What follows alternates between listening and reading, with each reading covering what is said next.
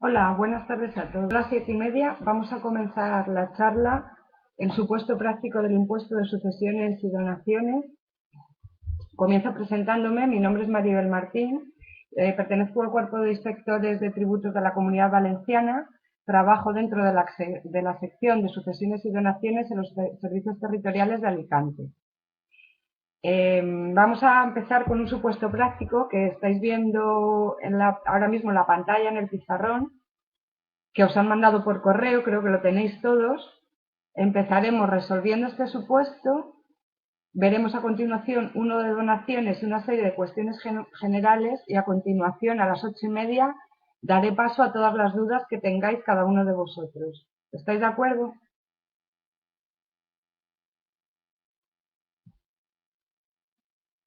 Vale. Vale, pues comenzamos la clase. Como veis, supongo que tenéis todos el supuesto práctico que he mandado. Es lo más parecido a una escritura pública de herencia que tenemos que nos presentan a diario en la oficina, ¿vale? Paso a leerlo y a continuación pasamos a resolver los supuestos o las cuestiones que nos plantean. Como veis, es una escritura de aceptación y adjudicación de herencia. Comparecen doña Consuelo Ruiz Jiménez, de nacionalidad española, jubilada, mayor de edad, nacida el 10 de septiembre de 1950, viuda, vecina de Madrid, con domicilio en calle Astur 47 y DNI. Ricardo Herrera Jiménez, de nacionalidad española, pensionista, mayor de edad, soltero, vecino de Madrid y domicilio. Almudena Herrera Jiménez, también en este caso es vecina de Murcia y su dirección. Y Enrique Herrera Jiménez, de nacionalidad española y vecino de Alicante. A continuación nos dice que intervienen todos en su propio nombre y declaran el fallecimiento testado de don Emilio Herrera Herrera. Don Emilio Herrera Herrera, titular del DNI, falleció accidentalmente en Barcelona, siendo vecino de Madrid el 26 de junio de 2012, en estado de casado con doña Consuelo Ruiz Jiménez, de quien no estaba separado ni divorciado. De dicho matrimonio único contraído dejó 3 hijos, llamados Ricardo, Enrique y Almudena Herrera Jiménez. Dicho causante falleció bajo testamento abierto otorgado ante el notario de Murcia, don Santiago Pascual López, el día 2 de mayo de 1991, en el cual, después de consignar sus circunstancias personales y filiación, legó a su nombrada cónyuge el usufructo universal de su herencia, relevándole de hacer inventario y prestar fianza, e instituyó y nombró herederos a sus 3 hijos por partes iguales, y en su defecto a los respectivos descendientes que dejara. En un segundo punto nos describe el inventario de bienes y dice que, en primer lugar, como bienes de carácter ganancial, se encuentra un piso situado en Madrid, y nos da la descripción, su situación registral, un valor de 350.000 euros y una referencia catastral. En segundo lugar, dice que sobre el inmueble pesa un préstamo hipotecario, quedando como pendiente de pago a la fecha de fallecimiento 20.000 euros. Existe también una cuenta corriente abierta en Caja Madrid con un saldo de 500.000 euros. Un plazo de ahorro con 60.000 euros. Total, como bienes gananciales nos dan 910.000 euros. Como bienes de carácter privativo declaran un piso, cito, en Murcia, en la calle Vallehermoso, con un valor de 200.000 euros, una cuenta en Suiza por valor de 150.000 euros, un terreno rústico situado en Cáceres por valor de 50.000 euros y un plan de pensiones abierto en BBVA por valor de 60.250 euros. El régimen económico del matrimonio y la naturaleza de los bienes nos dice que el matrimonio no celebraron contrato alguno respecto al régimen económico de la sociedad conyugal, por tanto, se considera sometida al régimen de gananciales. Y declaraciones a efectos fiscales. Nos dicen que tenía contratado un seguro de vida con Mafre por un importe de 140.000 euros, cuya beneficiaria es el cónyuge. Se aporta una factura documental de la compañía de decesos o caso, con unos gastos de entierro por importe de 6.520 euros. Y nos hacen constar que la vivienda inventariada en el primer lugar era la vivienda habitual del causante a la fecha del fallecimiento. Declaran que el patrimonio personal y preexistente de cada uno de ellos no alcanza la cifra mínima señalada por la ley para la aplicación del coeficiente multiplicador, que la edad de todos los herederos es superior a 21 años y que uno de los hijos, Ricardo Herrera Jiménez, tiene reconocida una minusvalía de un 35% por la Consejería de Bienestar Social, según certificado que queda incorporado a la presente. El punto quinto sería la liquidación de la sociedad conyugal. Ya sabéis que uno de los motivos de la disolución de la sociedad de gananciales es el fallecimiento de uno de los cónyuges. El sexto sería las hijuelas de cada uno de ellos, que es lo que tenemos que calcular. Y el séptimo, la aceptación de la herencia. Nos dice que tras las operaciones efectuadas, los herederos aceptan la herencia causada, dándose por pagados y satisfechos de sus respectivos haberes con las adjudicaciones consignadas, y sin que nada tengan que reclamarse recíprocamente. No obstante, Enrique Herrera Jiménez en este acto renuncia pura y simplemente en favor de su hermano Ricardo Herrera Jiménez respecto a su haber en el caudal relicto, y en este caso suponemos que se adjudica al piso, pone de Madrid, es Murcia, el cual acepta agradecido la donación efectuada a su favor, ¿vale? Entonces, tenemos aquí un documento que nos va a hacer, vamos a plantear las cuestiones que tenemos que resolver. En primer lugar nos dice, el devengo, cuál es el devengo y la determinación de la hacienda competente para liquidar el impuesto. Ya sabéis que el impuesto de sucesiones, el devengo se produce con el fallecimiento de la persona, ¿vale? Entonces, en este caso, el devengo, según el supuesto práctico, nos dice que fallece el 26 de junio de 2012. Esa sería la fecha de devengo que nos pregunta en primer lugar. En segundo lugar, es cuál es la hacienda competente para liquidar el impuesto. El artículo 24 de la Ley del Impuesto de Sucesiones establece que en las adquisiciones por causa de muerte y en los seguros sobre la vida, el impuesto se devenga al día del fallecimiento del causante, ¿vale?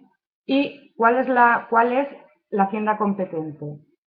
Siempre en el impuesto de sucesiones jugamos con dos leyes, la estatal, la autonómica, y luego tenemos que tener en cuenta también las leyes de cesión de tributos del Estado a las comunidades autónomas, porque como bien sabéis, el impuesto de sucesiones es un impuesto estatal pero que está cedido a las comunidades autónomas, ¿vale? Anteriormente la ley vigente era la ley 21/2001, en la actualidad es la 22/2009. En el artículo 32 de esta última ley nos dice que se cede a la comunidad autónoma el rendimiento del impuesto de sucesiones producido en su territorio. ¿Y cuándo se considera producido en el territorio de una comunidad este impuesto? Para los sujetos pasivos residentes en España se tienen en cuenta los siguientes puntos de conexión. En el caso del impuesto que grava las adquisiciones mortis causa y las cantidades percibidas por los beneficiarios de los seguros sobre la vida que se acumulen al resto de bienes y derechos que integran la porción hereditaria en el territorio donde el causante tenga su residencia habitual a la fecha de devengo, ¿vale? Para el concepto de residencia habitual se remite a la ley del impuesto sobre la renta. En nuestro caso, nos dice que fallece en Barcelona. Si veis el caso, dice que fallece accidentalmente en Barcelona, siendo vecino de Madrid. Por lo tanto, en este caso, la residencia habitual entendemos que la tiene en Madrid porque es vecino de dicha villa, y la hacienda competente sería la Consejería de Economía y Hacienda de Madrid, ¿vale? Con esto contestamos a la primera cuestión que se nos plantea. En segundo lugar, nos dicen determinación del caudal relicto. En el caso, nos dicen que estaba casado en gananciales, y ya hemos visto cómo uno de los motivos de la disolución de la sociedad de gananciales es el fallecimiento de uno de los cónyuges. Por tanto, ¿qué entrará en el caudal relicto? Entrará la mitad de todos los bienes gananciales, ya que la otra mitad pertenecen al cónyuge viudo, y por otro lado, hemos visto cómo en el caso hace una enumeración de una serie de bienes que se consideran privativos del causante. Por tanto, esos habrá que integrarlos en la masa hereditaria al 100%. He hecho una solución en una tabla Excel que no sé si veis bien, si distinguís bien, me gustaría que me lo dijerais, en donde se integran todos los bienes de la herencia. No sé, se ve muy pequeño, vale. Ahora no lo sé. Bueno, pues si veis, en primer lugar, tenemos los bienes gananciales, ¿vale? Bienes gananciales serían, en primer lugar, teniendo el caso práctico, la vivienda cita, vamos a ver, la vivienda, vamos a ver, bienes de carácter ganancial. La vivienda cita en Madrid, el piso, que es un valor de 350.000 euros. En segundo lugar, una cuenta con el préstamo hipotecario de 20.000 euros pendiente de pago. La cuenta corriente de 500.000 euros. Un plazo de ahorro de 60.000. Total bienes gananciales no lo da caso, 910.000 euros. Si nos vamos a la tabla de soluciones, vemos que como bienes gananciales se mete 910.000. El porcentaje integral son el 50%, por tanto, se integran al caudal relicto 455.000 euros. Por otro lado, como bienes privativos nos dan un piso que está situado en Murcia por un valor de 200.000 euros, una cuenta en Suiza por valor de 150.000 euros, un terreno rústico en Cáceres por valor de 50.000 y un plan de pensiones abierto en BBVA por valor de 60.250 euros. En este caso, se integraría todo al 100%. La cuenta en Suiza, aun estando en Suiza también, porque nos encontramos ante un supuesto de obligación personal de contribuir. Por tanto, él va a tributar por todos los bienes del que él sea titular, ya se encuentren en España o fuera de él. En cuanto al plan de pensiones abierto en BBVA, los planes de pensiones no tributan nunca en el impuesto de sucesiones. Los planes de pensiones tributan siempre en IRPF, porque en este caso el señor fallece en junio, habrá que hacer la liquidación de la renta de este señor por el periodo impositivo que va de enero a junio, ¿vale? Por tanto, el plan de pensiones lo excluimos, no formaría parte del caudal relicto y sí que lo formaría los 200.000 euros del piso en Murcia, la cuenta en Suiza de 150.000 euros y el terreno rústico sito en Cáceres. Por tanto, en este caso, como bienes privativos tenemos 400.000 euros. Total, como caudal relicto tenemos 955.000 euros.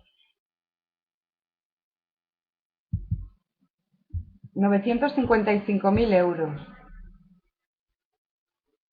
855.000 euros. ¿Vale? A esto hay que sumar el ajuar doméstico. El ajuar doméstico nos dice el artículo 15 de la ley del impuesto que va a ser el 3% de la suma de los bienes que integran el caudal relicto, salvo que se pudiese demostrar que es un importe superior o inferior.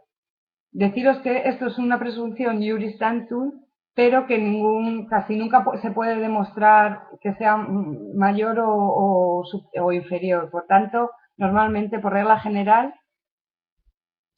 el importe del caudal relicto va a ser un 3%. A continuación tendremos que quitar los gastos, ¿vale? En este caso nos hablan de que existe una hipoteca pendiente de pago a la fecha de fallecimiento por valor de 20.000 euros. ¿Cuánto tendríamos que integrar en el caudal relicto? Pues tendríamos que integrar la mitad, 10.000 euros, que es lo que, como al ser ganancial, lo que se integraría en la masa hereditaria. Señalar, por otro lado, que a la hora de calcular el ajuar, podemos reducir un 3% el importe del ajuar, ya que el artículo 34 del reglamento nos dice que cuando exista un cónyuge supérstite, se puede reducir el importe del ajuar doméstico en el 3% del valor catastral que conformara la vivienda habitual. Pero solo en el caso que quede un cónyuge supérstite, en los demás casos no, ¿vale? Total, tenemos un caudal relicto neto de 869.510 euros, ¿vale? Llegados aquí, si hubiese legados, de aquí restaríamos del caudal relicto el importe de los legados. ¿Y los legados qué son? Los legados son bienes concretos que el causante deja a personas determinadas asignándoles un bien concreto y un valor concreto. Cuando en las escrituras, como en este supuesto dice, que a su cónyuge le lega el usufructo universal de su herencia, no estamos ante un legado, sino que es un heredero que asume tanto la parte activa como la pasiva, es decir, los derechos y las obligaciones. Para que sea un legado le tenía que haber dejado un piso en concreto. Por tanto, cuando se nombra a legatarios en parte alícuotas en la herencia, en realidad lo que se están dejando son herederos, pero no legatarios. El tercer punto, ya hemos determinado el caudal relicto, la tercera cuestión es determinar la base imponible para cada sujeto pasivo. A la viuda, como vemos, le ha dejado el usufructo universal de la herencia. Entonces tendremos que calcular el importe de dicho usufructo. ¿Cómo se calcula el usufructo? Creo, si no me corregís, que ya habéis visto el impuesto de transmisiones patrimoniales. ¿No es cierto? Con lo cual, el importe del usufructo se calcula como transmisiones patrimoniales en el caso de los usufructos no temporales, sino perpetuos.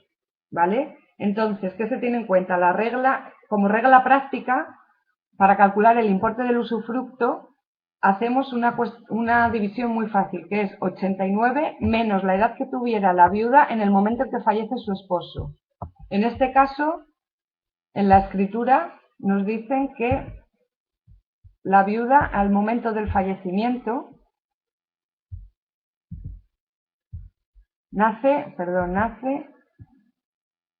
el 10 de septiembre de 1950 y su marido fallece en junio del 2012. Por tanto, 2012 menos, como en junio ella todavía no ha cumplido años, restaremos un año menos, ¿vale? Entonces, ella tiene 61 años en el momento en que fallece su marido. Por tanto, 89 menos 61 nos da que le corresponde de la masa hereditaria en concepto de usufructo un 28%. Ya sabéis que el usufructo es un derecho real que consiste en el uso y disfrute de todos los bienes de la herencia, ¿vale?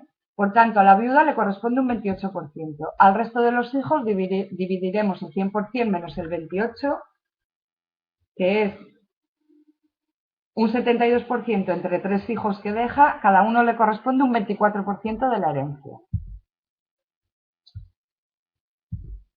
Vale. Si veis, es que se ve muy pequeño. Si veis, en la columna de la izquierda, se ve que a la viuda le corresponde un 28 y a los hijos un 24, ¿vale? ¿Cuál es la porción hereditaria que corresponde a cada uno? Pues si multiplicamos ese porcentaje por el importe de la masa neta, vemos que cada uno tiene un porcentaje en la herencia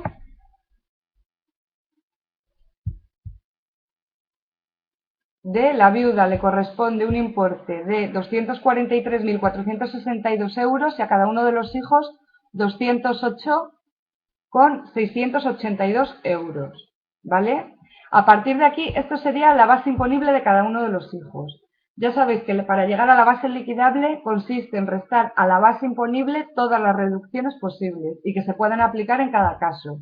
En nuestro caso, si veis, tengo en la siguiente columna sería el importe de los legados, que se restaría de la porción hereditaria. Como en este caso no existe, pues no restamos nada. La siguiente columna es la póliza de seguros. Si recordáis, el supuesto nos dice que había dejado una póliza de seguros por importe de 140.000 euros y cuya beneficiaria designada era la esposa. Por tanto, la póliza de seguros se suma directamente a la base imponible del beneficiario, que en este caso es la esposa. Y muy importante, la póliza de seguros nunca lleva ajuar. Por tanto, por eso no está metida dentro de los bienes de carácter privativo y ganancial, porque no se le puede añadir el 3%, sino que la póliza de seguros se suma directamente a la base imponible de quien resulte beneficiario. ¿Vale? A continuación, procedemos al descuento por parentesco. La ley, dentro del artículo 20, enumera las reducciones a que se tienen derecho como consecuencia del parentesco con el causante. Dentro del grupo 2 se encuentran el cónyuge y los descendientes que fuesen mayores de 21 años. En este caso nos dice que todos son mayores de 21 años y conforme a la normativa estatal, el importe del parentesco, de la reducción por parentesco, sería de 15.956,87 euros, que se lo restamos a la base imponible de cada sujeto pasivo. A continuación, si recordáis, en el supuesto nos dice que uno de los hijos, Ricardo, tenía reconocida una minusvalía de en concreto, el porcentaje era de un 35%. Si nos vamos a la ley, el artículo 20 regula también las reducciones por minusvalía, y en el caso de la minusvalía de un 35% nos dice En los casos en que se tenga reconocida una minusvalía entre un 33 de un 33%, le corresponde una reducción por minusvalía de 122.000. Se aplicará, en función del grado de parentesco, una reducción de 47.858 a las personas que tengan consideración legal de minusválidos con un grado de discapacidad igual al 33% inferior al 65%. ¿Vale? Y 150.253 para aquellos que tengan una reducción superior al 65%. Hay que corregir el importe porque yo he puesto 120.000, que es el reconocido por esta comunidad autónoma, pero nos vamos a ceñir exclusivamente a la normativa estatal. Por tanto, la minusvalía que dentro de la base imponible le corresponde a Ricardo sería de 47.858,59 euros. A continuación, tenemos la reducción por pólizas de seguro. El artículo 20, que es donde se regulan todas las reducciones de la base imponible, nos habla de la reducción también por los seguros de vida. Y nos dice que tienen, en este caso, una reducción de un 95% con el límite de 9.195,49. Esto nos lo dice el artículo 22, apartado B, con independencia de las reducciones anteriores, y se refiere a las de parentesco y a la minusvalía, se aplicará una reducción del 100% con un límite de 9.195,49 euros a las cantidades percibidas por los beneficiarios de contratos de seguro de vida, cuando su parentesco con el contratante fallecido sea cónyuge, ascendiente, descendiente, adoptante o adoptado. Esta reducción será única por sujeto pasivo, cualquiera que fuera el número de contratos de seguros de vida de los que sea beneficiario. Es decir, que como mucho cada persona, cada heredero se podría aplicar los 9.159. En este caso lo reducimos de la base imponible de la madre, que es la beneficiaria. Y finalmente tenemos la reducción de la vivienda habitual. La reducción por vivienda habitual también aparece regulada en el artículo 20, que dice que tendrán una reducción de un 95% el importe de la vivienda habitual, con un límite de 122.606,47 euros para cada sujeto pasivo, ¿vale? Como requisito para aplicársela es que manifiesten que se van a comprometer a mantener la adquisición de la vivienda durante un periodo de 10 años a contar desde la fecha de devengo, es decir, desde el fallecimiento del causante. En este punto, señalaros que hay una resolución de la Dirección General de Tributos, en concreto la resolución 2/99, que nos dice que en los casos de la vivienda habitual hay que tenerse en cuenta el importe de los gastos para calcular el límite o el porcentaje de reducción que le corresponde a cada uno. En concreto es la resolución 2/99 de 23 de marzo, ¿vale? Y aquí es donde nos dice que tenemos que tener en cuenta todos los gastos, en este caso sería la hipoteca, ¿vale? Ver qué porcentaje representa el gasto de la hipoteca respecto al caudal relicto total y reducir en ese porcentaje el importe de la reducción de vivienda habitual. En este caso, nos dice que la vivienda habitual es la enumerada en el primer lugar, nos dice el caso, que es la que estaba en Madrid, y nos da un valor de la vivienda de, vamos a ver, de 350.000 euros. En este caso se trata de un bien de carácter ganancial. Por tanto, como hemos dicho anteriormente, lo que entra a integrar el caudal relicto sería la mitad, 175.000 euros. El 95% de 175.000 euros es 166.250 euros. Esto es el 95%, ¿vale? Como se establece un límite de 122.000 para cada sujeto pasivo, dividimos el 95% de la reducción entre el número de herederos y lo multiplicamos por el porcentaje de cada uno. Es decir, de estos 166.250, que es la bonificación del 95%, a la madre que le corresponde un 28%, porque es el porcentaje que le corresponde como usufructuaria, y a los hijos un 24%. A cada uno de ellos se va a aplicar como reducción por vivienda habitual una cantidad de la madre 46.550 euros y cada uno de los hijos de 39.900 euros, ¿vale? Y en este caso ya no tendríamos ninguna reducción más que aplicar para llegar a la base liquidable. Llegamos así a la base liquidable de cada uno de los herederos y son para la madre 311.760 euros, para el hijo con minusvalía 104.966 y para el resto 152.825,53 euros. A continuación pasamos a calcular la tarifa. ¿Qué sucede en los casos que hay desmembración del dominio en usufructo y en nuda propiedad? Pues en estos casos nos habla la ley de que a los hijos hay que aplicarle, a los que adquieren la nuda propiedad, un tipo medio, ¿vale? Para la madre aplicaríamos la tarifa general que aparece regulada en el impuesto en el artículo 21 y siguiente. Si veis, es una tarifa como la del impuesto sobre la renta. Ahora mismo la estáis viendo, va por tramos. En el caso de la madre hemos dicho que le corresponde, su base liquidable es por importe de 311.760,44 euros. 311.760,44. ¿Qué hacemos en este caso? En este caso lo que hacemos es situarnos en el tramo justo anterior a dicho importe, es decir, en este caso nos situaremos en el de 239.000, en este de 239.389,13, ¿vale? ¿Qué nos dice? Que hasta 239.389,13 el importe de la cuota es 40.011,044. El resto iría a un tipo marginal del 25,50.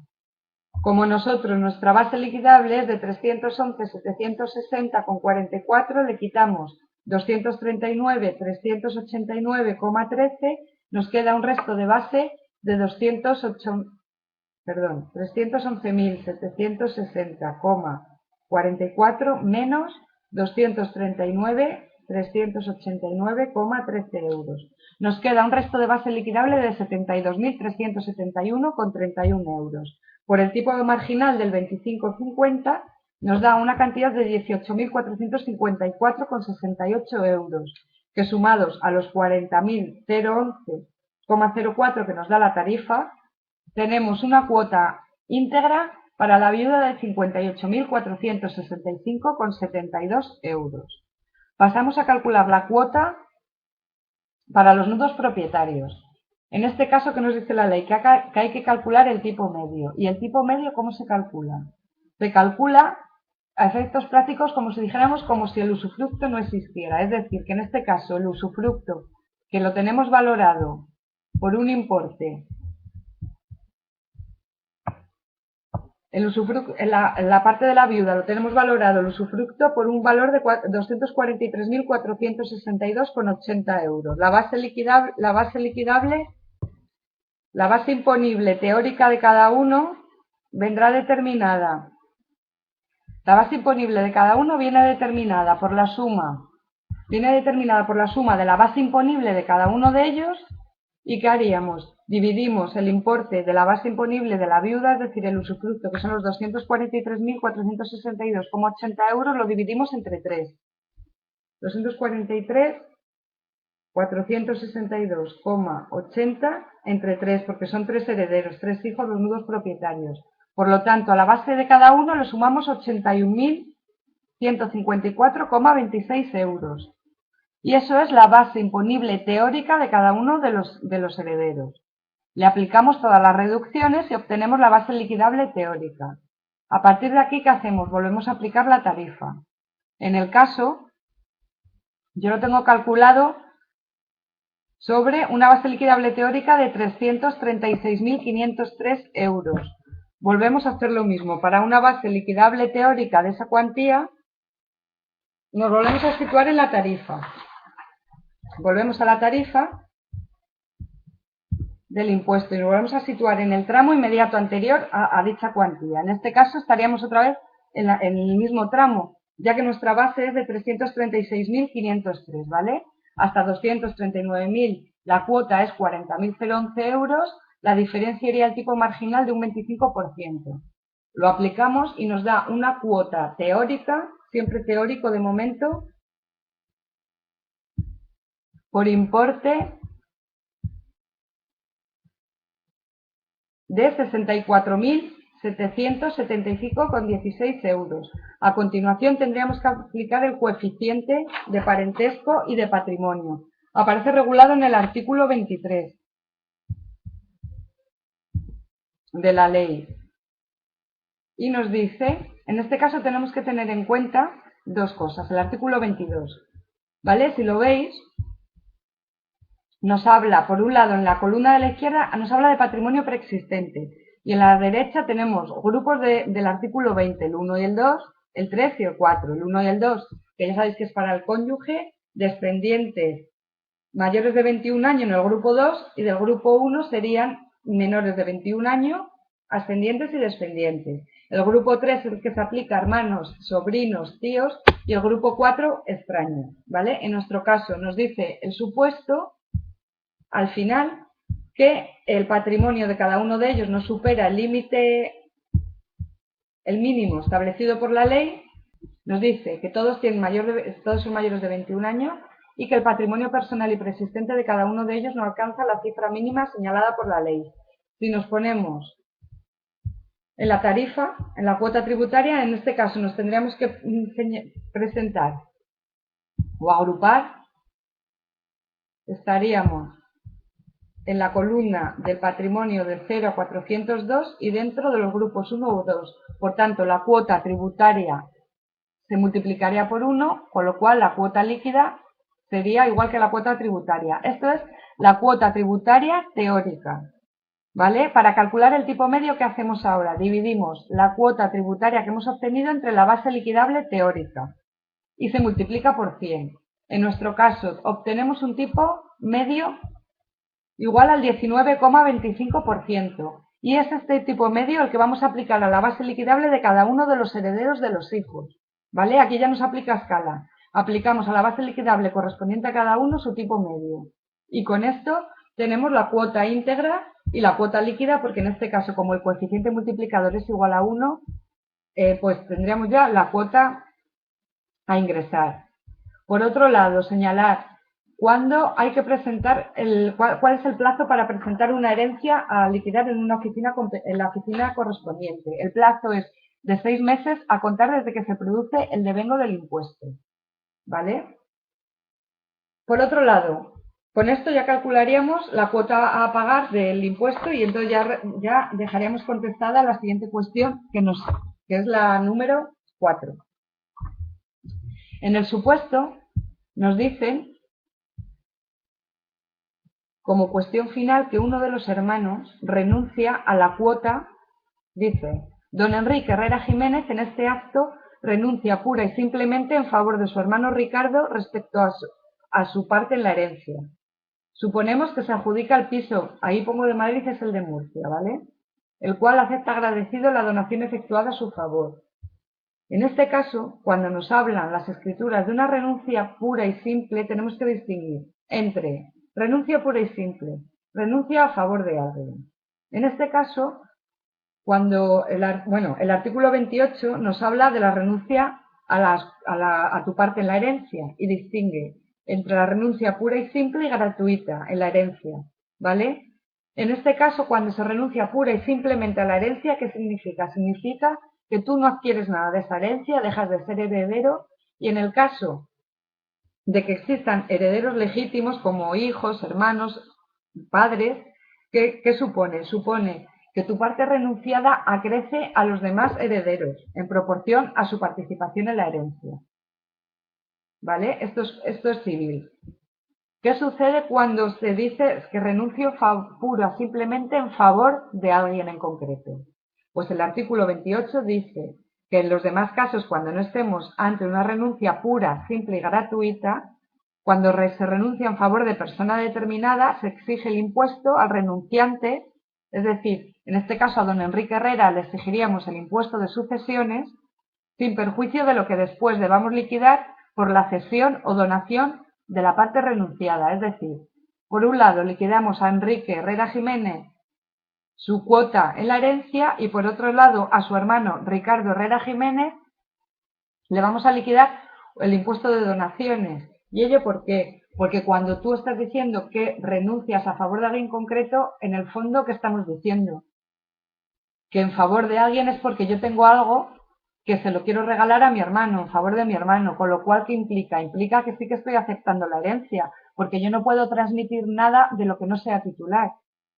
Y si yo no he adquirido nada, no puedo transmitir nada en favor de nadie. Por tanto, en estos supuestos lo que se entiende es que sí que has aceptado la herencia y una vez que la has aceptado, se lo donas, vendes a otra persona, ¿vale? En nuestro caso, tenemos también por aquí la solución de la donación, ¿vale? En nuestro caso, vamos a ver. ¿Cuál sería la base imponible? 200.000 euros, que es el importe por el que está valorado el piso de Murcia, ¿vale? Vamos a buscarlo, porque además era un bien privativo, 200.000 euros. Muy bien. En segundo lugar, ¿qué reducciones tenemos? Para las donaciones no existen reducciones dentro del ámbito estatal. Por lo tanto, la base imponible va a coincidir con la base liquidable. Calculamos la cuota tributaria, con lo cual nos vamos de nuevo otra vez a la tarifa. Si veis, bueno, ya lo hemos visto anteriormente, nos situaríamos en el tramo inferior a nuestra base liquidable, que es de 200.000 euros, entonces lo veis en el cuadro de la derecha. Hasta 150.634,83 nos da la cuota, que es 23.063,25 euros, y el resto iría a un tipo marginal de un 21,25%. Total, 8.577,60, con lo cual la cuota líquida sería de 31.640,85. Coeficiente multiplicador, como veis en este caso, se multiplica por 1,588,20. ¿Por qué? En este caso estaríamos con un patrimonio preexistente igual en el mínimo, ¿vale? Del 0 a 2, mira, lo voy a señalar con azul, pero en este caso la donación se efectúa entre hermanos, y entre hermanos, si os leéis el artículo 20, el grupo 3 dice que están incluidos adquisiciones por colaterales de segundo y tercer grado, ¿vale? Los hermanos son colaterales de segundo grado, por tanto, nos situamos dentro del grupo 3 en el patrimonio mínimo, es decir, el coeficiente por el que lo tenemos que multiplicar es el 1,588,2, que es por lo que multiplicamos la cuota. Y con esto tenemos la cuota líquida, que sería 50.252 euros a pagar. El devengo, como veis ahí, se produce cuando se acepta la herencia. Para que una donación produzca efecto hay que aceptarla y además la donación siempre hay que hacerla en documento público, ¿vale? En este caso, ¿cuándo se otorga la escritura? Se otorga la escritura vamos a ver la fecha, nos lo da aquí, el 2 de agosto de 2012, que es el momento en que se otorga y en el momento en que renuncia uno de los hermanos a favor de otro. Por tanto, nuestro devengo es el 2 de agosto de 2012. Lugar de presentación. Tengo puesto Madrid. Como suponemos que el inmueble es el sitio en Murcia, para las donaciones, el lugar de competencia de la Hacienda señala el artículo 32 de la Ley 22/2009 de cesión de tributos a las comunidades autónomas, que cuando se trate de donaciones de inmuebles es competente la Hacienda donde radique, o la consejería de la comunidad autónoma donde radique el inmueble. En este caso, si el inmueble, el que se renuncia, está en Madrid, sería Madrid. Si es Murcia, como lo que os he dicho, sería Murcia. En el resto de los casos, cuando donemos dinero, bienes muebles, lo demás, es competente la Hacienda del territorio donde el donatario es quien recibe el bien, tenga su residencia habitual en la fecha de devengo. Si en este caso se hubiese donado una cantidad de dinero, tendríamos que ir a ver cuál es la residencia del donatario, del que recibe, que en este caso el que recibe va a ser Ricardo, y en el supuesto nos dicen que es vecino de Madrid, por tanto, la oficina competente para liquidar sería Madrid. ¿Y cuál es el plazo de presentación en los supuestos de donaciones? Pues en el caso de las donaciones el plazo para presentar es de 30 días hábiles siguientes a contar desde el devengo, ¿vale? En este caso, desde el día 3 de agosto del 2012 contaríamos 30 días hábiles. Ya sabéis que los sábados se cuentan como día hábil y a partir de ahí se produciría, esa sería la fecha límite para presentar. A partir de esa fecha lo presentaríamos fuera de plazo y llevaríamos los recargos del artículo 27-26 de la Ley General Tributaria, es decir, un 5, un 15 o un 20, en función del periodo que tardásemos en presentar. Vamos a seguir. Ya hemos visto en principio todas las cuestiones planteadas en la escritura pública, ¿vale? Iríamos por la cuestión número 7. ¿Qué pasaría si en el caso anterior, es decir, en el de la donación, si me diera compensación económica de un hermano en favor de otro? ¿Cómo calificaríamos la operación? Es decir, supongamos que dice, el supuesto dijese que el hermano renuncia a favor del otro, pero que el hermano a favor del cual se renuncia ha satisfecho el importe al hermano. En este caso, ¿ante qué nos encontraríamos? Bueno, pues el artículo 29 de la Ley del Impuesto nos habla de las donaciones especiales, las donaciones con causa onerosa y las remuneratorias, y tributan por tal concepto, ¿vale? Y por su total importe. En este caso, ¿ante qué nos encontraríamos? Pues nos encontraríamos ante una compraventa, porque si en el fondo lo que yo te estoy diciendo es que te estoy pagando por llevarme una parte de tu cuota hereditaria, lo que estoy diciendo en el fondo es que te estoy comprando tu parte de la herencia, ¿vale? Con lo cual, liquidaríamos el 7% de los 200.000 euros. Y eso, ¿quién sería el sujeto pasivo? Ricardo, que es el que lo adquiere, ¿vale? Y tributaría en un modelo 600 y donde radique el inmueble, ¿vale? Madrid o Murcia, depende del que consideremos. La cuestión siguiente sería la número 8 y nos dice, opciones, si el fallecido es un padre que residía en Francia y quien hereda es un hijo residente en Madrid, ¿dónde presentaríamos esta escritura de herencia? Bueno, en este punto tenemos que mencionar el artículo 70 del reglamento del impuesto de sucesiones y donaciones, ¿vale? Que dice que en los documentos o las declaraciones se presentan en las siguientes oficinas. En los supuestos de adquisición de bienes y derechos por causa de muerte en la correspondiente al territorio donde el causante hubiera tenido su residencia habitual. En este caso, la residencia la tenía en Francia, por tanto estamos ante un no residente. A continuación nos dice el supuesto que si el causante no hubiera tenido residencia habitual en España, en la Delegación de Hacienda de Madrid, es decir, las comunidades autónomas son competentes para liquidar el impuesto de sucesiones y donaciones siempre y cuando nos encontremos ante sujetos pasivos sujetos por obligación personal, ¿vale? En los casos de sujetos por obligación real corresponde siempre a la Agencia Estatal de la Administración Tributaria, a la Oficina de no residentes, que está en Madrid. Por tanto, en este caso presentaríamos el modelo 650, el modelo estatal de la agencia tributaria, y los trámites serían exactamente los mismos plazos de presentación y los mismos requisitos para presentar. Nos dice a continuación, fallecido residente en Alemania, heredero de residentes en Madrid. ¿Qué pasa si hay acuerdo de todos ellos para presentarlo en España? Pues en este caso nos dice que el artículo 70 del reglamento del impuesto, que en estos casos, si concurre a la sucesión uno o varios causavientes con residencia habitual en España y se opte por presentarlos previo acuerdo de los interesados, se puede presentar en la oficina que corresponda al territorio donde cualquiera de ellos tenga su residencia habitual, ¿vale? Todos los documentos o declaraciones relativos a una misma sucesión habrán de presentarse en la oficina competente a que se refieren los dos párrafos anteriores. Vale. Es decir, que si hay acuerdo de todos, se puede presentar en la oficina liquidadora o en la hacienda correspondiente al domicilio habitual de cualquiera de ellos, los que ellos decidan. Lo que no pueden es presentarla si uno vive en Murcia, otro en Madrid, en Murcia y en Madrid. Se tendrían que poner de acuerdo para presentarlo en Murcia o en Madrid. Pero cabe esa posibilidad aun siendo el causante o fallecido un no residente, ¿vale?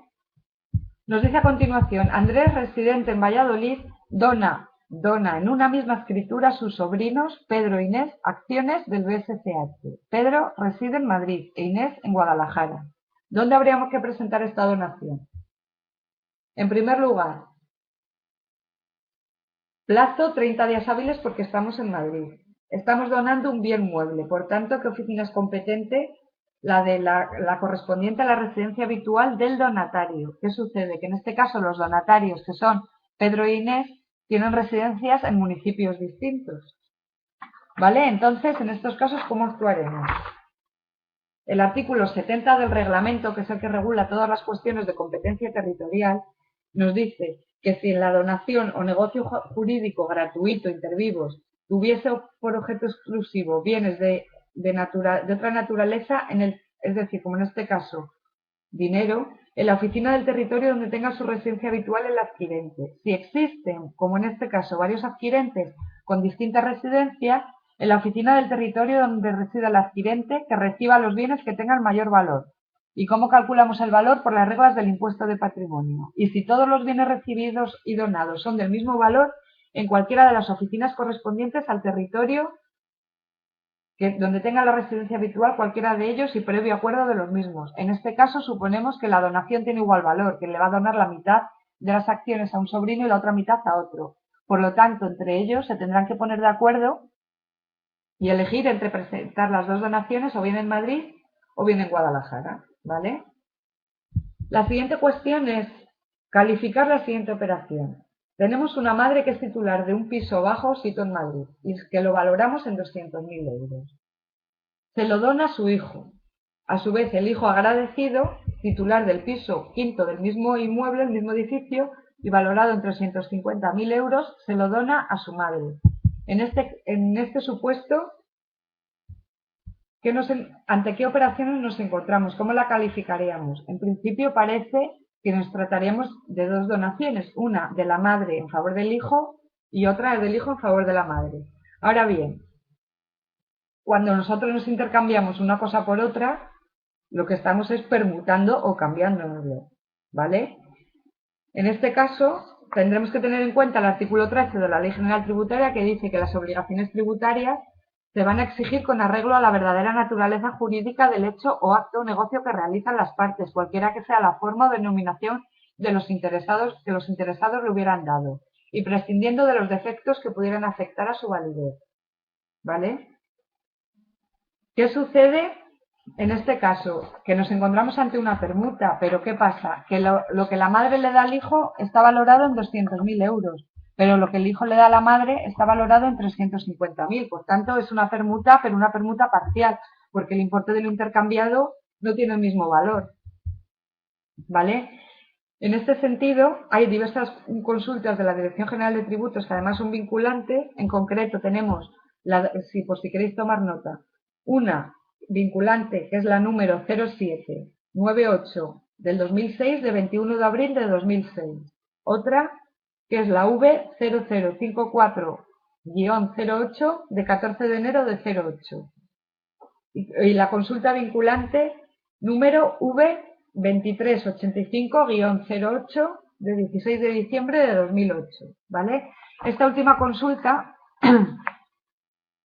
nos dice que, de acuerdo al artículo 13 de la Ley General Tributaria que os he mencionado, así como en el artículo 7 del Reglamento del Impuesto de Sucesiones, que también habla del principio de calificación, pues de acuerdo con estos preceptos, tanto a los efectos del impuesto de sucesiones como al de transmisiones patrimoniales, los actos y contratos no tributan según la denominación que le den las partes, sino conforme a la naturaleza jurídica real del negocio jurídico que se está realizando. Por tanto, para determinar la tributación de estas operaciones, resulta necesario efectuar previamente un análisis de su naturaleza jurídica, ¿vale? En este caso, como bien hemos dicho, nos encontraríamos ante una permuta, ¿vale? Pero una permuta parcial. El artículo 618 del Código Civil nos dice que es una donación y la donación la enumera como un acto de liberalidad por el cual una persona dispone gratuitamente de una cosa en favor de otra, ¿vale? Que la acepta. ¿Qué es una compraventa? Pues nos dice el artículo 1445 del Código Civil que por compraventa Por el contrato de compra y de venta, uno de los contratantes se obliga a entregar a otro una cosa cierta y el otro a pagar por ella un precio cierto en dinero o signo que lo represente. Y el artículo 1538 del Código Civil enumera o define qué es una permuta y nos dice que la permuta es un contrato por el cual cada uno de los contratantes se obliga a dar una cosa para recibir otra. Vale. El artículo 1446 habla del Código Civil nos habla o nos define lo que es compra y permuta y dice, si el precio de la venta consistiera parte en dinero y parte en otra cosa, se calificará el contrato por la intención manifiesta de los contratantes. No constando esta, se tendrá por permuta si el valor de la cosa dada en parte del precio excede al del dinero o su equivalente, y por venta en el caso contrario.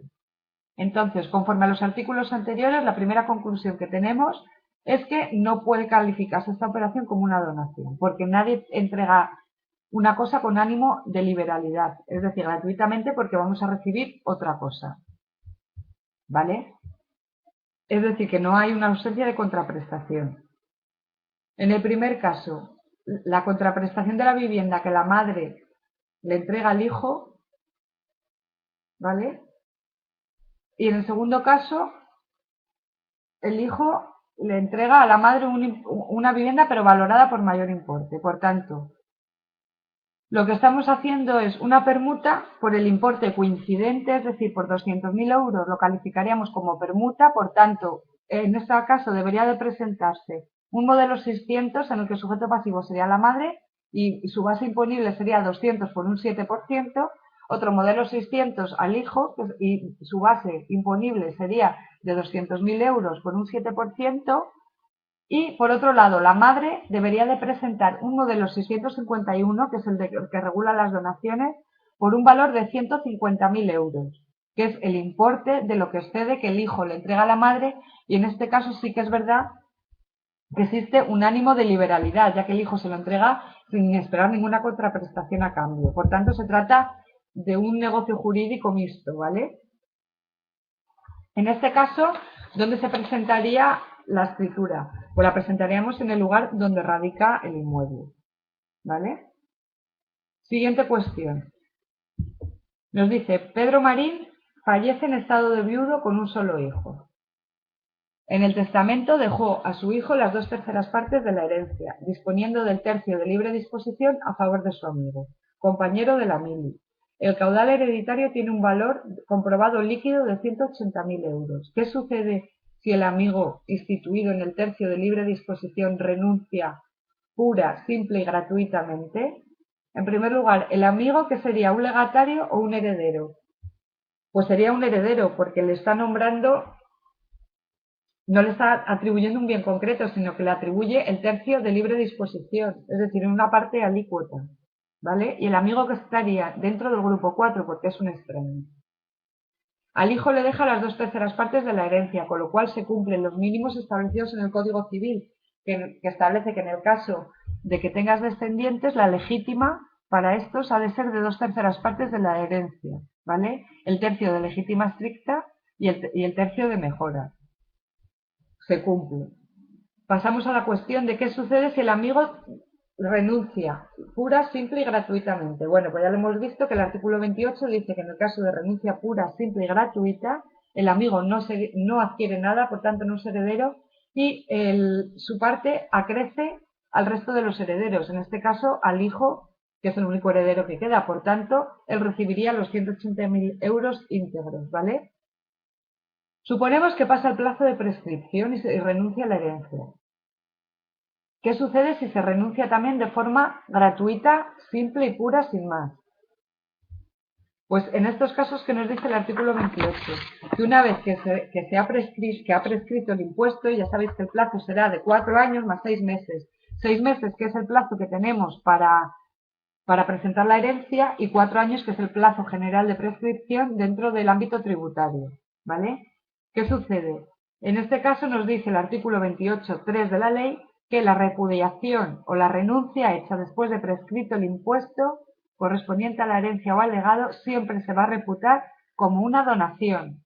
Por tanto, en este caso da igual que sea gratuita, pura y simple y no enumere a ningún beneficiario. lo liquidaríamos como una donación de un grupo 4, además de un extraño, a favor del hijo. ¿Vale? ¿Qué sucede si la renuncia es gratuita a favor de su amante? Pues pasaría exactamente lo mismo, ¿vale? Porque como está prescrito el impuesto, y si la renuncia fuera onerosa, pues en este caso dividiríamos en los 180.000 euros, ver la parte que corresponde al amigo, y esa parte se la estaría vendiendo al hijo. Por tanto, estaríamos ante una compraventa. Y habría que liquidarla en un modelo 600. ¿Vale? ¿Y dónde habría que presentarlo? En la oficina donde tenga la vivienda habitual, la residencia habitual, quien recibe. ¿Y cuál es el plazo? 30 días hábiles a contar desde que se produce el devengo del impuesto, ya que estamos ante una compraventa. ¿Vale? Bueno, pues con esto más o menos está explicado a grandes rasgos el impuesto de sucesiones. Ahora me gustaría, porque como es un impuesto muy jurídico, que me planteaseis todas aquellas cuestiones y dudas que tengáis cada uno de vosotros, ¿vale? Ya sea acerca del caso o de sucesiones en general. Por tanto, abro el chat para que podáis proceder a preguntar las cuestiones que tengáis. ¿No tenéis ninguna pregunta, ninguna duda? Veo que una compañera sí que tiene dudas. Me gustaría que la plantearas. Vale. Una compañera me pregunta qué sucede cuando el importe a pagar no lo tienes disponible. Decir que en el impuesto sobre sucesiones se ofrecen varias alternativas, bueno, como en cualquier impuesto. Por un lado está la opción de pagar la cuota con cargo a las cuentas que te hayan dejado en la herencia, con cargo a tu parte, con lo que vas a recibir. En estos casos lo que haces es calcular el importe de tu cuota. Presentas ante la oficina correspondiente tu modelo 650 correspondiente con la escritura de adjudicación, ¿vale? Y dices e indicas, haces una solicitud diciendo que el importe a pagar, supongamos que son 40.000 euros, quieres que se haga con cargo a la cuenta número tal que tú vas a recibir mayor cantidad de la que tienes que pagar. En ese caso, desde la oficina liquidadora competente, se hace una autorización para que el banco correspondiente donde se halla la cuenta haga una transferencia directamente desde esa cuenta a la cuenta que tenga abierta la hacienda que sea competente para liquidar el impuesto. Y luego, otras soluciones posibles, como en todos los impuestos, ¿cuáles son? Bien pedir un fraccionamiento o un aplazamiento en el pago con los correspondientes intereses de demora que conlleva. ¿Vale? Y esas son las soluciones que se tienen.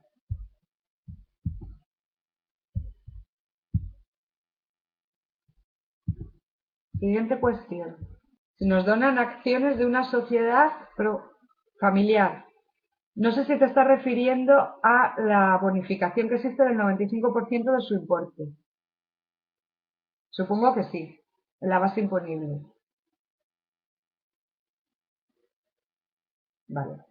Si nos donan acciones de una sociedad, pregunta una compañera qué sucede en el caso de que nos donen acciones de una sociedad familiar, ¿cómo tributa?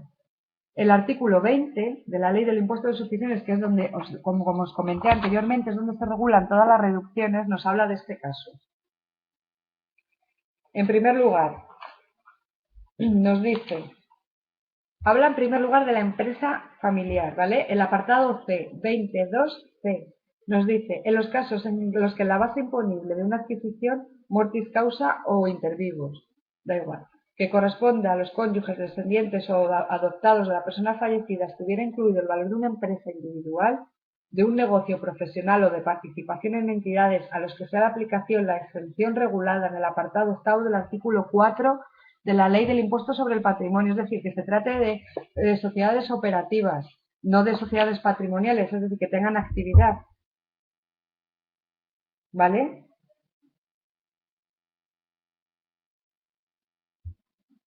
Vamos a leer el apartado 6, el apartado 6 del artículo 20, que se refiere a las donaciones.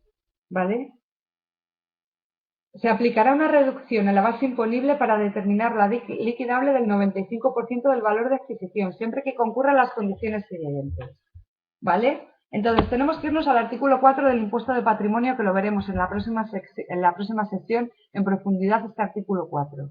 Tenemos que ver que se trata de participaciones o de acciones de una empresa que tenga actividad económica, que no se trate de una patrimonial o de gestión de activos. Una vez que este requisito lo cumplimos, pasamos a ver las condiciones siguientes y se tienen que cumplir todas. El donante, es decir, la persona que nos va a dar las acciones, tiene que tener 65 o más años, ¿vale? O debe encontrarse en situación de incapacidad permanente en grado de absoluta o gran invalidez. La segunda condición, que si el donante viniera ejerciendo funciones de dirección, las dejará de ejercer y de percibir remuneraciones por el ejercicio de dichas funciones desde el momento de la transmisión. Es decir, que si se encontraba trabajando y fuera directivo o administrador de la sociedad, en el momento que hace la donación debe de dejar de desempeñar esas funciones. ¿Vale? Tercer requisito. Por parte del donatario, es decir, del que recibe las acciones, deberá mantener las acciones y tener derecho a la exención del impuesto sobre el patrimonio durante los 10 años siguientes a la fecha de la escritura pública de donación, salvo que falleciera dentro de este plazo. Asimismo, el donatario no podrá realizar actos de disposición y operaciones societarias que puedan dar lugar a una minoración sustancial del valor de adquisición. Es decir, que no puedes aplicarte la bonificación y luego hacer una fusión, escisión, que suponga una minoración del valor de lo que tú has adquirido, ¿vale? En el caso de no cumplirse los requisitos, pues ¿qué habría que hacer? Tendríamos que volver a presentar un modelo 650 y ¿qué haríamos? Regularizar esa bonificación que nos aplicamos, calcular la cuota correspondiente y ingresar junto con los intereses de demora, ¿vale? Siguiente pregunta. Muy bien, siguiente pregunta. Me plantea una cuestión de, ¿es mejor opción la compraventa o la permuta? Es que ambos son transmisiones patrimoniales onerosas, que no es este impuesto. Es el 7% en los dos casos, con lo cual tributan igual, te da igual. Es exactamente lo mismo, ¿vale? Otra compañera me pregunta si no existe testamento. ¿Qué sucede si no existe testamento? Pues si no existe testamento nos vamos a las normas del Código Civil. Es decir, hay que tener en cuenta si se trata de un fallecido con descendientes, con hijos, si tiene esposa, porque entonces entra en juego la sucesión obligatoria del Código Civil, ¿vale? No sé si te refieres a eso. Vale.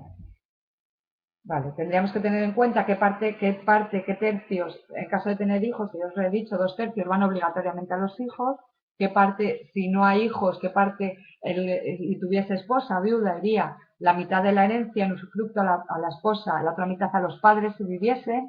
Entonces tendríamos que estar a las normas del Código Civil, que regula la sucesión intestada. Otra compañera me pregunta qué pasa si en la herencia no se han declarado todos los bienes del fallecido, por ejemplo, un vehículo. Bueno, pues en este caso es una pregunta interesante porque pueden pasar dos cosas. En un primer momento puede suceder que ellos mismos, es decir, los propios herederos, se den cuenta de que se le ha olvidado incluir un determinado bien. ¿En qué sucede en estos casos? Pues en estos casos harían una escritura pública o privada, porque decir, por otro lado, que para la Hacienda no es necesaria una escritura pública de aceptación de herencia, ¿vale? Documento privado. ¿Qué sucede? Que para escribir, en el caso de que dentro de la herencia haya inmuebles en un registro público, en el registro de la propiedad, solo acceden, como bien sabéis, documento notarial, en cuyo caso, aunque liquidásemos la sucesión dentro de la hacienda correspondiente, el inmueble seguiría estando a nombre del fallecido en tanto no se elevara a una escritura pública, ¿vale? Bueno, siguiendo con la pregunta, si los herederos se dan cuenta ellos mismos, por sí, de que no se le ha olvidado incluir un bien en la herencia, por ejemplo, el vehículo, como dice la compañera en el ejemplo, ¿qué hacemos? Presentamos una escritura de adición de bienes, complementaria de una anterior. ¿Y qué haríamos? Volveríamos a enumerar todos los bienes de la herencia que ya declaramos anteriormente, incluyendo el valor del bien que queremos integrar. Volvemos a calcular la cuota, nos restamos lo que hemos ingresado previamente y esa diferencia es la que ingresaremos, con recargo en el caso de que hubiesen pasado los 6 meses y sin recargo en el caso de que estemos todavía dentro del periodo de los 6 meses. Otra opción, ¿qué sucede? que dentro de la oficina competente estén revisando dicha herencia y descubran que hay bienes que no se han declarado en la herencia, ¿vale? En este caso se procedería a abrir un procedimiento de comprobación limitada, se incluiría ese bien dentro de la herencia, se mandaría un trámite de audiencia a cada uno de los herederos, ¿vale? Y se liquidaría por esas diferencias con su sanción correspondiente e intereses de demora, ¿vale? Otro compañero pregunta que hay situaciones donde no está claro si es transferencia patrimonial o donación. Si existe algún caso donde podría aplicarse cualquiera de las dos, una transferencia patrimonial o una donación, no, nunca existe caso. No existe dudas, porque si siempre que haya una contraprestación económica deja de ser una donación, porque lo que caracteriza una donación es tener ánimo de liberalidad. Si en el momento que tú pretendes conseguir algo a cambio, deja de tener ese ánimo lucrativo, ¿vale?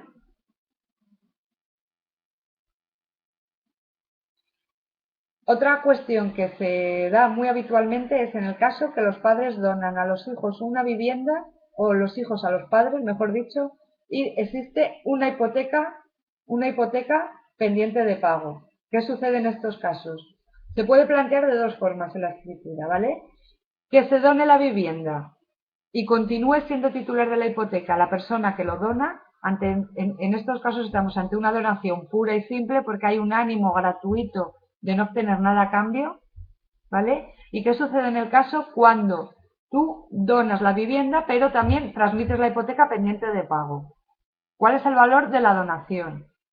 El valor de la donación es siempre lo que yo transmito con ánimo de pura liberalidad. En este caso, ¿qué sería? El importe de la vivienda menos la hipoteca pendiente de pago, porque es una forma de comprar también dicha parte, porque yo voy a pagar una hipoteca que no se lo pago a mi hijo, pero se lo pago al banco. Entonces, en estos casos, ¿qué hacemos? Presentamos un modelo 651, ¿con qué base imponible y por qué valor? Por el valor de la parte que ya está pagada del préstamo, es decir, la parte de la vivienda que está libre. Y por otro lado, pagamos y presentamos un modelo 600 como asunción de deuda por el importe de la hipoteca pendiente de pago que yo voy a adquirir. ¿Vale? Y este es un supuesto muy habitual que vemos todos los días.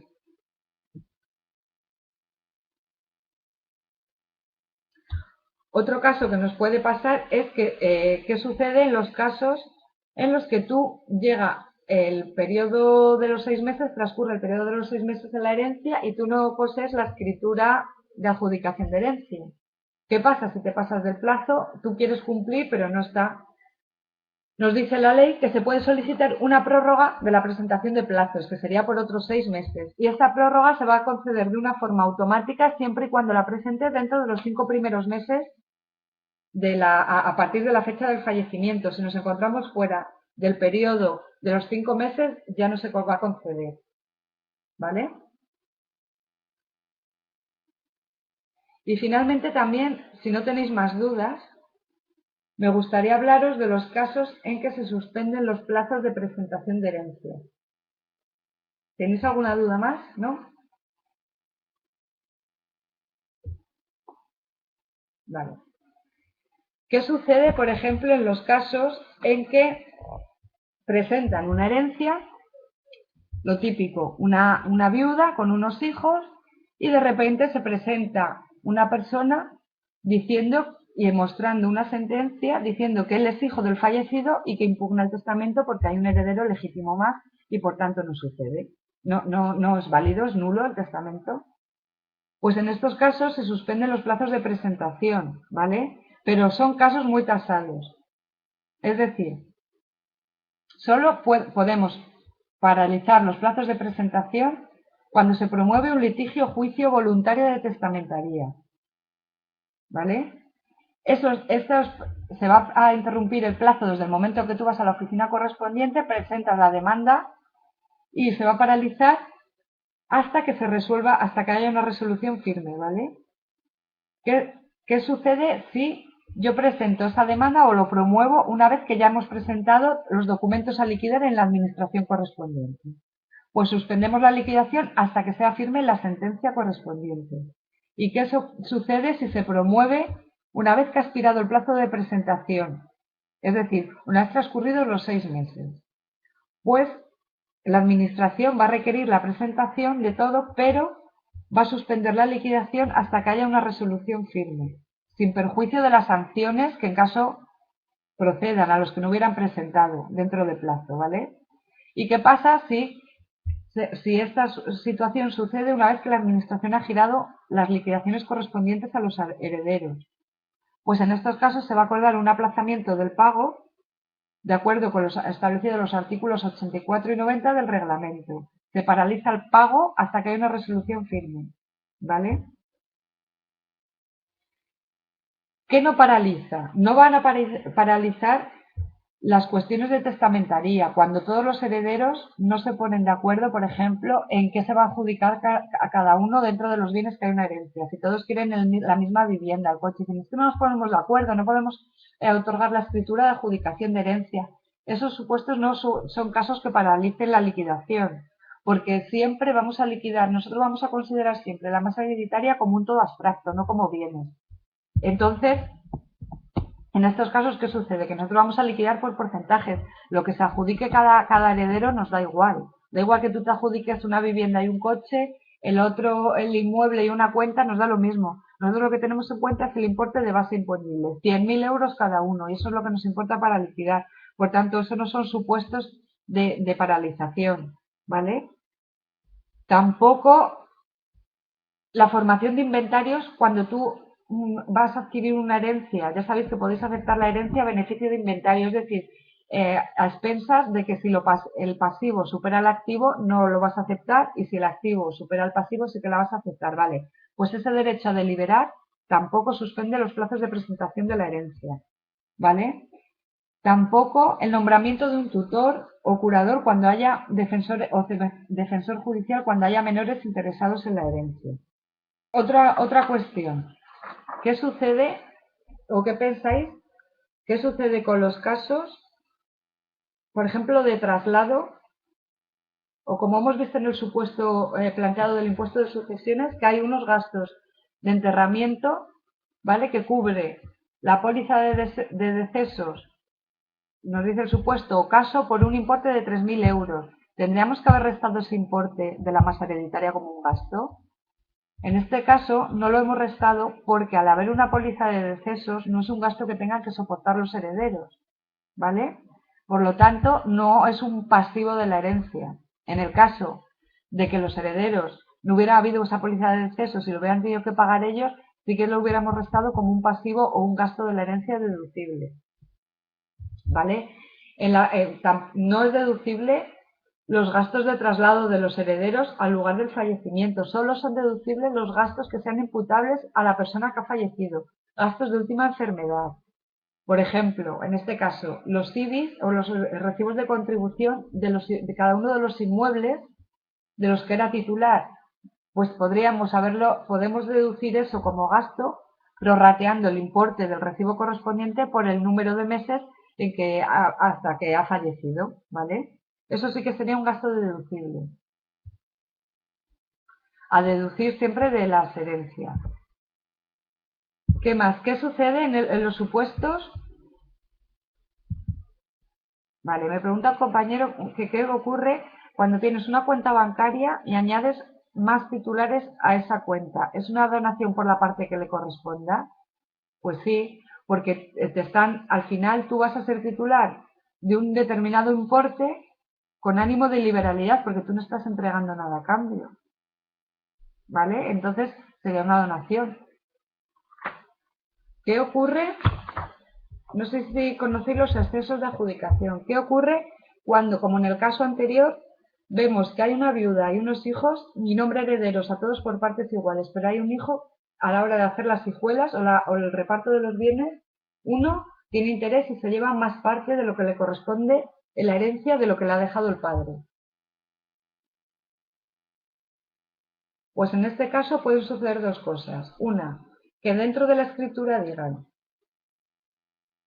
Una compañera me pregunta cómo. Parece que no ha entendido la cuestión. Sí. Si, por ejemplo, como en este caso, yo soy heredera con mis hermanos, me nombran heredera a partes iguales y todos vamos a heredar un 24% de la herencia.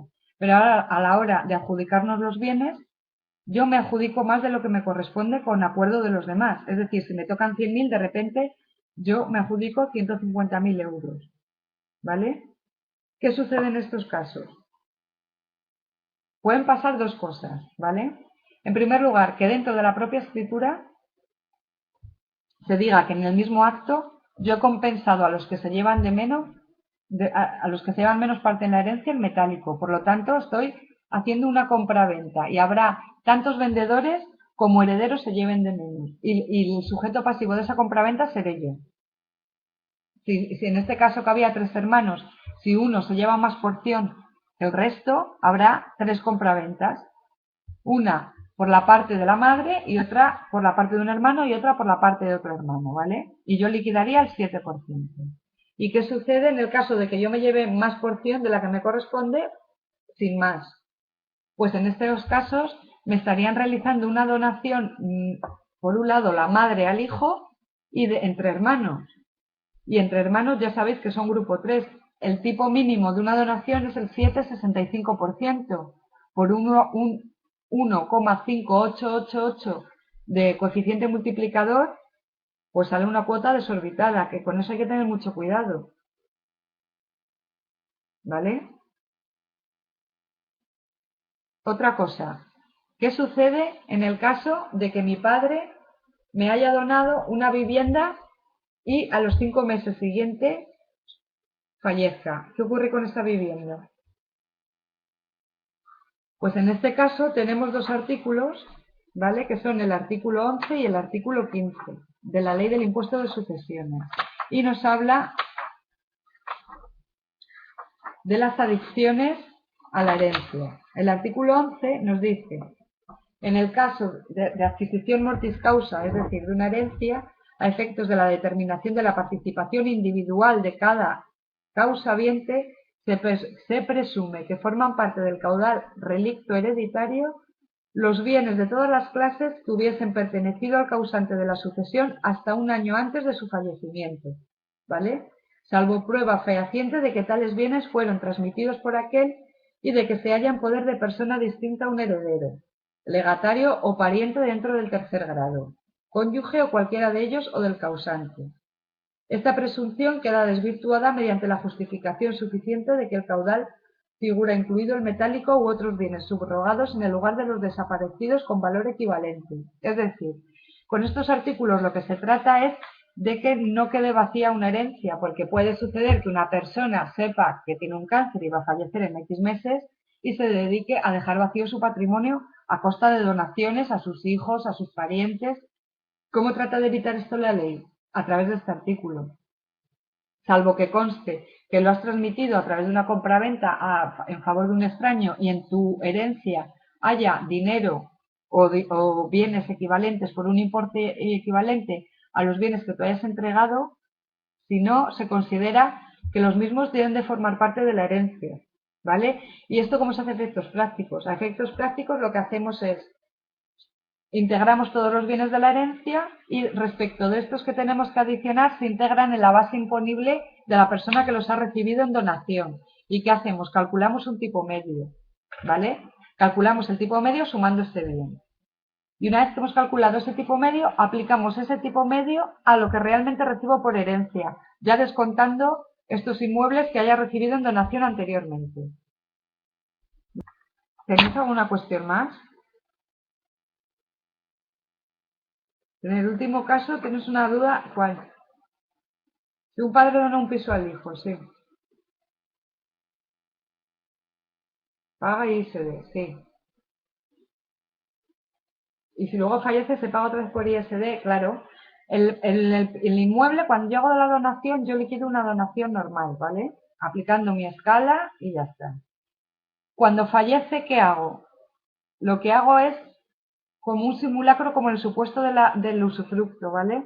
Integro ese bien a mi base imponible para calcular un tipo medio. Y ese tipo medio es el que aplico a los bienes que realmente recibo en la herencia.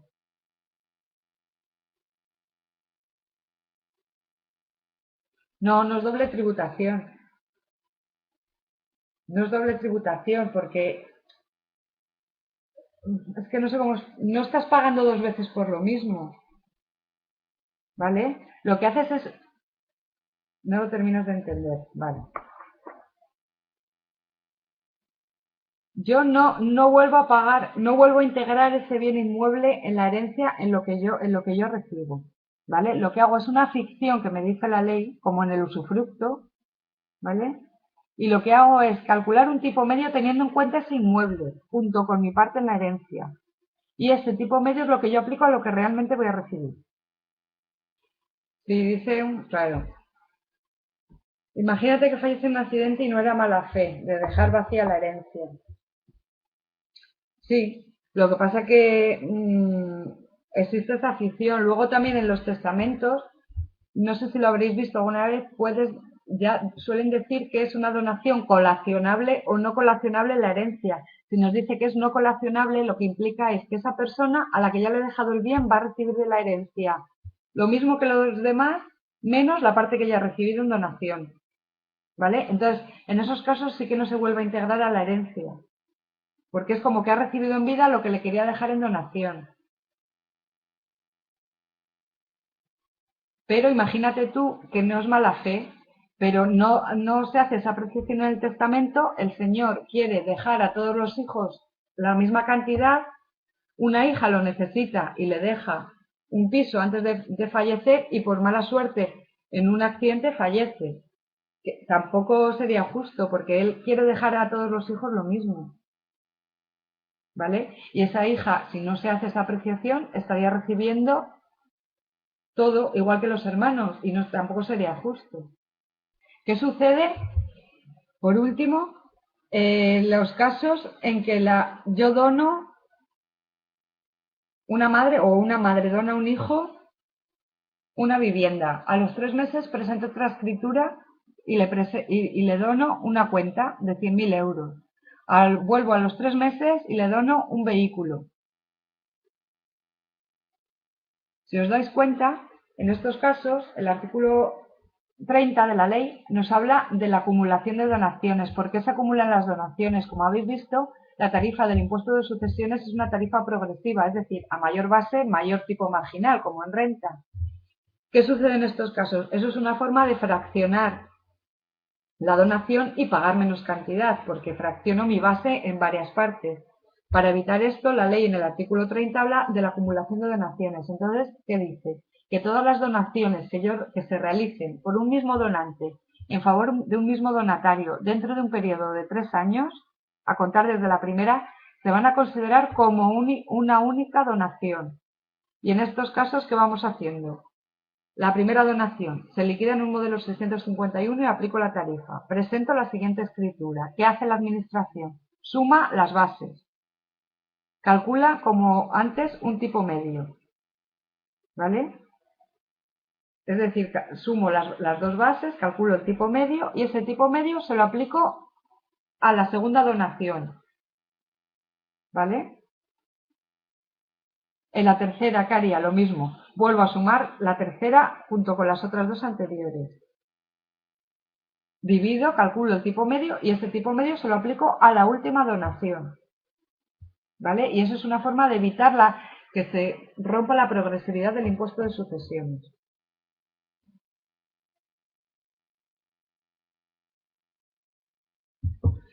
Y para terminar os planteo yo una cuestión. ¿Qué sucede?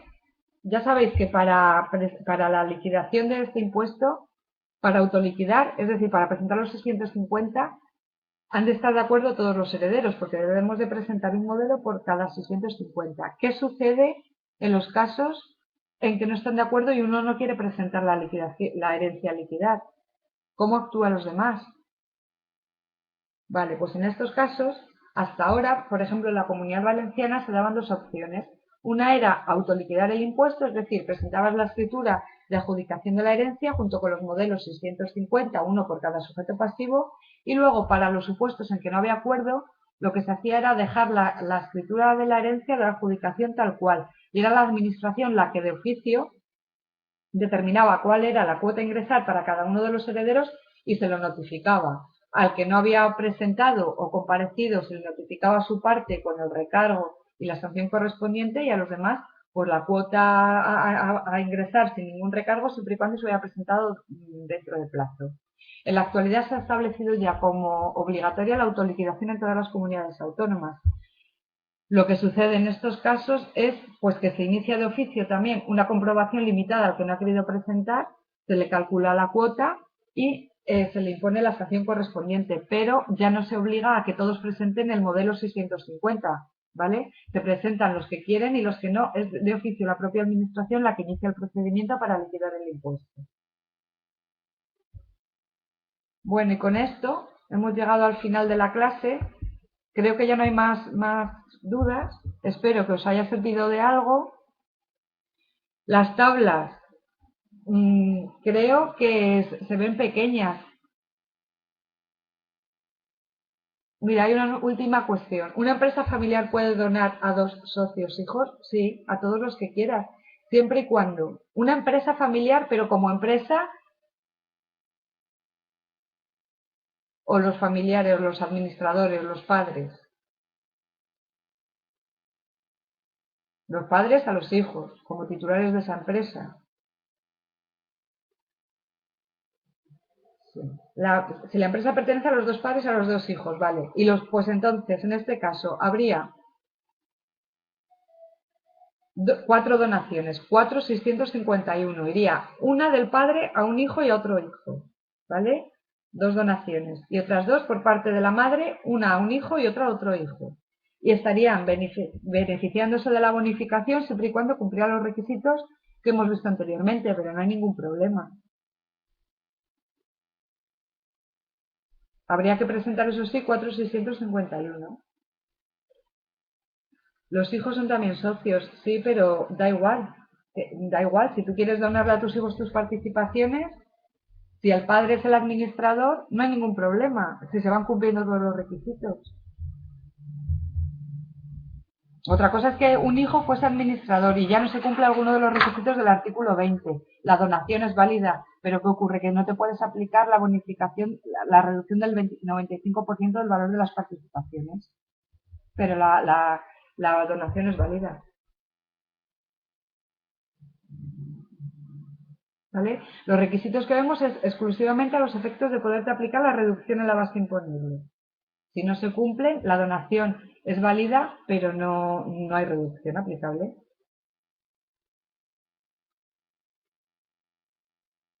Si la donación es un local comercial, pero la donación de un padre a un hijo,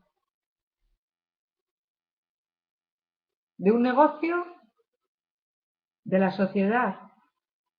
Sí, es que te estás equivocando, porque lo que puede ser objeto de donación son participaciones sociales o el negocio en sí.